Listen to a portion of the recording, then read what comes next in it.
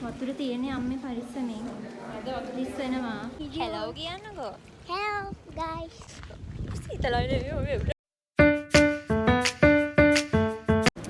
Welcome back ටු මයි YouTube channel. ඉතින් ඔන්න යාළුවනේ අපි අද යන් පොඩි ගමනක්. පොඩි ගුවට මේක පොඩිම නෑ ලොකු ගමනක්. ඉතින් ඔන්න අපි පාන්දරම පිටත් වුණා නුවරින්.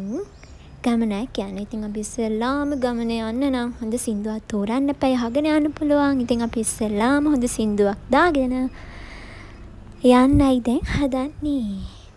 ඔන්න ඉතින් දැන් අපි ගමනේ භාගයට භාගයක්ම ඇවිල්ලා තියෙන්නේ. දැන් නම් ඉතින් දන්නවා ඉතින් කොහෙද යන්නේ කියලා. ඔව් අපි ඉතින් මේ නූරේදී තමයි යන්නේ. මම මේකේ ගොඩාක් වීඩියෝ ගත්තේ නෑ උදේට. හේතුව මීදුමෙන් වැහිලා තියෙද්දි කිසි දෙයක් පේන්නේ නෑනේ. ඉතින් අරගෙන තේරුමක් නෑ. පේනවා නෝලට නිකන් අපි හස ජීවත් වෙනවා වගේ. ඒ හින්දා මම ගොඩාක් වීඩියෝ ක්ලිප්ස් ගත්තේ නැහැ. එන්නම සීතල වැඩි වෙන නිසා ඉතින් මම අයිස් කැප් එකක් දාගත්තා. ඉතින් දැන් අපි අපේ ගමනින් භාගයට භාගයක්ම තමයි ඉතින් ඇවිල්ලා තියෙන්නේ.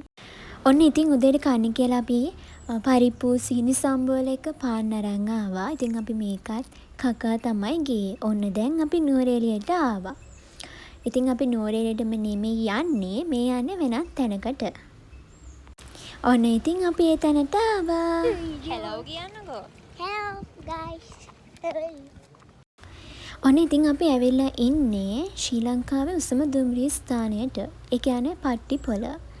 ඉතින් අපි මේ එතනට තමයි ඇවිල්ලා ඉන්නේ. අපි එතනින් මේ යන්නේ තවත් තැනකට. අපේ විශේෂ තැන එතන නෙමෙයි. අපි ආවේ වෙන වැඩකට. ඉතින් අපි එතනට තමයි මේ යන්නේ.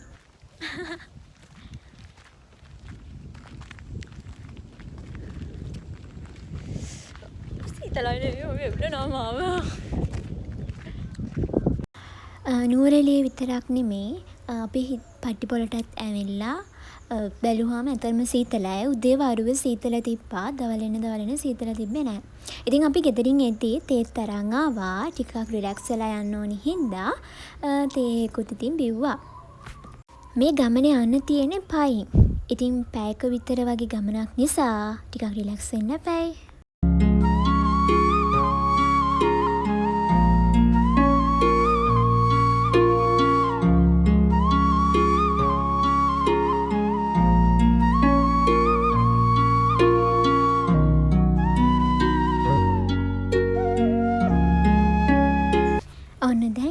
ගමන යන්න රෙදි වෙනවා.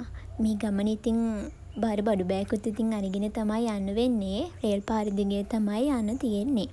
ඉතින් අපි යනකොට මෙන්න යාළුවෙක් ආවා. මේ යාළුවා නම් ඉතින් ටිකක් දඟයි. ඒ වගේම බයයි. හැබැයි පොඩි ළමයිට එකතුයි වගේ. පේනවනේ යා සෙල්ලක්කාරයි. සීතල හින්දා මොකද යාළුවගේ බෝල් ලස්සනට හැදිලා තියෙනවා. හැබැයි යා පොඩි ළමයිට ආදරේ වගේ. ඉතින් යා අපේ ෂනු බබා ගාවට නම් ආවා.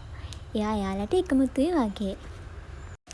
ඔන්න ඉතින් අපි දැන් යනවා අපේ ගමන.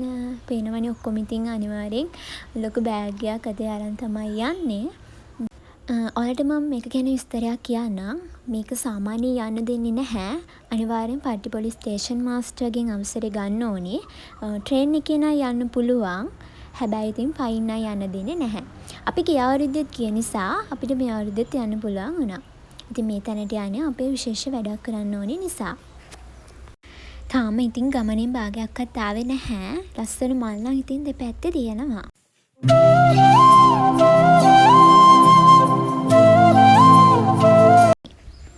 ඉතින් මේ තැන නම් මාරම ලස්සනයි. මෙතනින් කෝච්චිවල එහෙම යද්දී ලස්සනට පේනවා. ඉතින් අපි අද දේදුණු දෙකක් පායලා තිබ්බා. එකක් නම් මැකීගෙන යනවා. අනිත් එක පැහැදිලිව පේන තිබ්බා. බලන්නකෝ ශ්‍රී ලංකාවේ තියෙන ලස්සන මේ හැම දෙයක්ම ස්වභාවික නිර්මාණ වෙනවා. ඉතින් ගොඩක්ම ස්වභාවික පැති ස්වභාවික නිර්මාණ තමයි ලස්සන ශාක මේ වගේ දේවල් වලින් පරිසරය මාරම ලස්සනයි.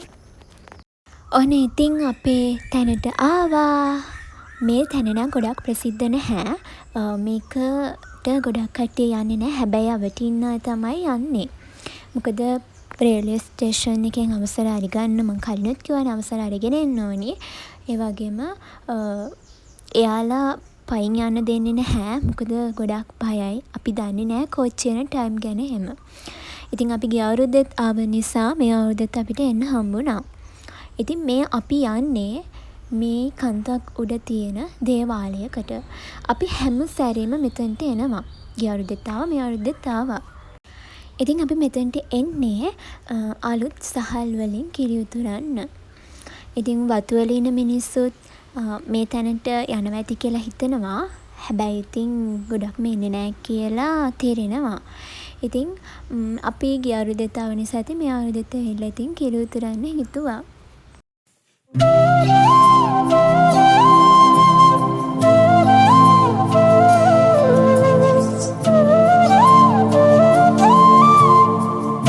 මේ තියෙන එතනම් පල්ලෙහා ගලාගෙන යන පොඩි දිය පහරක්.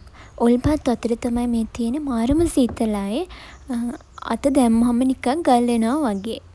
ඉතින් අපිට හැමදාම නෑනේ. ඒ හින්දා ඉතින් ෂෝක් ඒ අතර කියලා හිතනවා සීතල නිසා. ඔන්න ඉතින් අපි දැන් තවත් විශේෂ තැනකට යනවා. මෙතන නම් ඔයාලා දන්නේ නැතුව ඇති, දන්න අයත් ඇති. ඉතින් මෙතන නම් ගොඩක් විශේෂයි.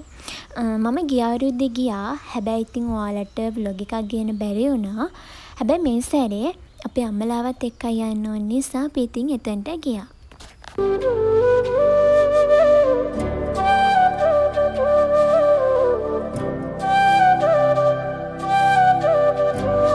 අපි මේ යන්නේ ලංකාවේ 3 වෙනියට දිගම බිංගේ යටින්.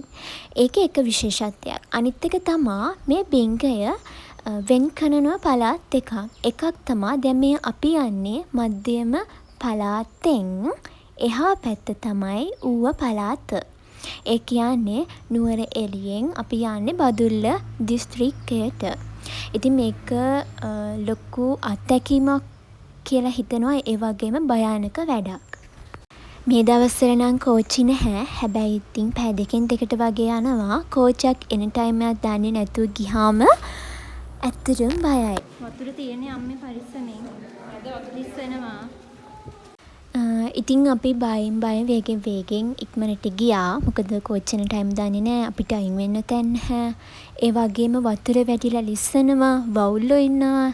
ඇත්තටම මේක භයානක ගමනක්. ඉතින් අපි කොහොම හරි ගියා. ඔන්න දැන් අපිට එහා පැත්තේ එළිය පේනවා. ඉතින් දැන් ඔය අපි යන්නේ බදුල්ල දිස්ත්‍රික්කයට. ඒ කියන්නේ ඌව පළාතට තමයි මේ අපි යන්නේ. බලන්නකෝ ඒ view එක කොහොමද කියලා. කෝච්චි යන අයටත් මේක ලස්සනට බලා ගන්න පුළුවන්.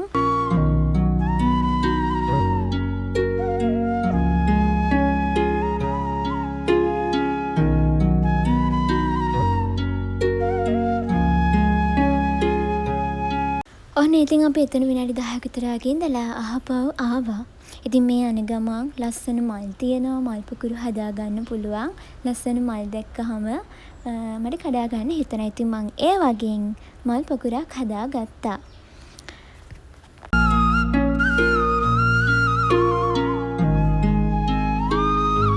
ඉතින් අපි කිරි තිරුවානේ, කිරිබත් හැදුවානේ. ඉතින් මේ වතුවල වැඩි කරන අයට යන ගමන් ඒවත් බෙදාගෙන ගියා. ඉතින් ඔන්නේ අන්තිම අපිට ඇහුණා කඳුමැදින් කෝච්චියක් එන සද්දේ. ඒ නිසා අපි අයින් වුණා. අපිට ස්ටේෂන් එකේදී කියලා තියෙනවා කෝච්චියේදී ගොඩාක්ම අයින් වෙන්න කියලා දෙපැත්තට. ඉතින් අපි ඉක්මනට අයින් වුණා. ඔන්න ඉතින් සමිට් ලෙවල් එක තියෙනවා.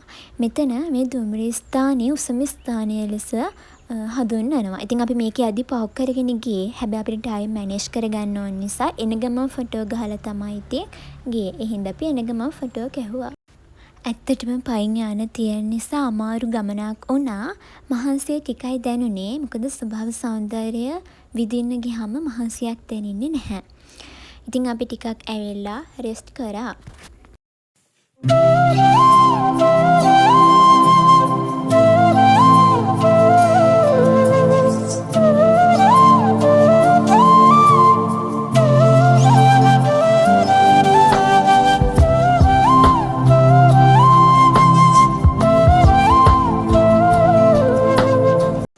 ඔන්න ඉතින් හාව ටික වගේ එතනම තිබ්බ කැරට් ගලවන තැනකට ගියා.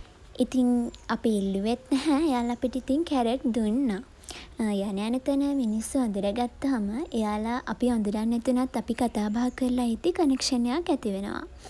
ඉතින් එයාලා ආපහු අපිට එන්නත් කිව්වා. ඉතින් මේ එයාලගෙන් මල් පැලයි කැරටුයි අපිට දුන්නා. ඔන්න ඉතින් දැන් යන්නේ තවත් තැනකට. මේක නම් ප්‍රසිද්ධ තැනක්. මමත් මේ තැන හොය හොය හිටියේ. ගිය අවුරුද්දේ යන්න බැරි වුණා. හැබැයි ඉතින් මේ අවුරුද්දේ එතනට යනවා. ඔන්න ඉතින් අපි මෙතනට තමයි ආවේ. ඔයාලා දැකලාත් ඇති. මෙතන ගොඩක් ප්‍රසිද්ධයි. ඉතින් මෙතනත් වතුර සීතලයි. අපි ටිකක් ඉතින් පැහැලා හිටියා. ඔන්න ඉතින් අපි දවල් කෑම ගන්න නුවරඑළියට ආවා. අපි ඇවිල්ලා බහිද්දිම වැස්සා. ඉතින් අපි එක තැනකට කොටු වෙලා හිටියා වැස්ස අඩු වෙනකන්. ඔන්න ඉතින් අපි ඇවිල්ලා ඕඩර් එක දැම්මා අපේ කට්ටියටම. ඉතින් ඕඩර් එක දාලා අපි ඉතින් පොඩි ඩ්‍රින්ක්ස් එකක් ගත්තා. කූල් ලෙවි කූල් ඩ්‍රින්ක්ස් බිව්වා. ඉතින් අපිට ඔන්න අපේ ඕඩර් එක ලැබුණා. කැමරාවට උණුවට තිබ්බා. ඉතින් අපි ගිහපු ඔක්කොම එක ටේබල් එකක ඉඳගෙන දවල් ආහාර වේල භුක්ති වින්දා.